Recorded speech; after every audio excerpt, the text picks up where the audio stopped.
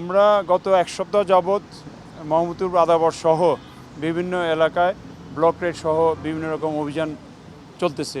আপনারা কভার করছেন, সেই জন্য ধন্যবাদ। আজকেও আমাদের 8টা ডিভিশনের মধ্যে 5টা ডিভিশনের বিভিন্ন এলাকায় অভিযান চলছে। কোনোটা শেষ হয়ে গেছে সন্ধ্যা থেকে, আবার কোনোটা এখন শুরু হচ্ছে।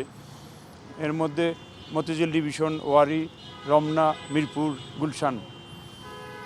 তো এই অভিযানের উদ্দেশ্য আপনারা সবাই জানেন, মূলত মাদক উদ্ধার, সন্ত্রাসী গ্রেপ্তার, কিশোর গ্যাং গ্রেপ্তার বা অপরাধীদের গ্রেপ্তার বা তাদেরকে যে কোনোভাবে হোক আইনের আওতায় আনা এবং ঢাকাবাসীকে আশ্বস্ত করা যে আমরা আমাদের কাজে তৎপর আছি, তারা যেন নিশ্চিন্তভাবে তাদের কার্যক্রম বা তাদের চলাফেরা করতে পারে।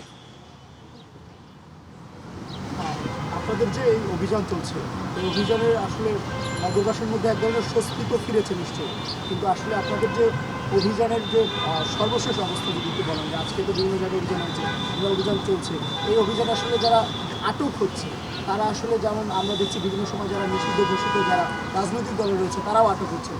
অভিযানের অংশ হিসাবে যারা অপরাধী সবাই আছে। অপরাধী কোনো ক্রমে পার পাবে না, সে যেখানে। আর অভিযান ছাড়াও আমাদের তথ্য আছে, গোয়েন্দা তথ্যের ভিত্তিতেও কিন্তু আমাদের বিভিন্ন জায়গায় তৎপরতা চলতেছে। প্লাস আমাদের ঢাকা শহরে 50টা থানায় প্রায় 300 মোবাইল পার্টি সার্বক্ষণিক টহল করতেছে প্রতি পালায়। এর বাইরেও চেকপোস্ট আছে শতাধিক, এবং গুলশান এলাকায় অনেকগুলো চেকপোস্ট আছে। মোবাইল পেট্রোল আছে, গাড়িতে আছে, মোটরসাইকেল আছে, ফুড পেট্রোল আছে। এর অতিরিক্ত হলো এই অভিযানগুলা। আজকের যে অভিযানটা শুরু হতে যাচ্ছে, এটা একটা নির্দিষ্ট তথ্যের ভিত্তিতে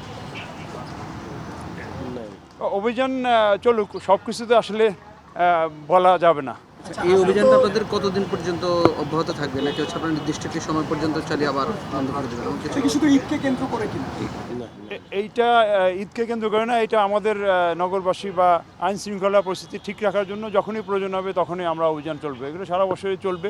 তবে এই রমজান মাস বা ঈদ কেন্দ্র করে কোনো কারণে যদি চাঁদাবাজ বা অন্যান্য ক্রিমিনালরা তৎপরতা বাড়ায়, যেহেতু রমজান মাসে একটা ইকোনমিক অ্যাক্টিভিটি হয় বিশেষ করে, এর বাইরে কিন্তু আমাদের প্রত্যেকটা মার্কেট এলাকায় ফোর্স মোতায়েন করা আছে, যাতে মার্কেটের আশেপাশে চিন্তা না হয়।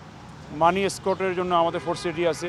মার্কেট থেকে যারা মালিক তারা যদি মানি পরিবহন করে ব্যাংকে নিতে চান, সেই সাপোর্টও দেওয়া হচ্ছে। আমাদের যখন যেখানে প্রয়োজন সেখানেই করা হবে।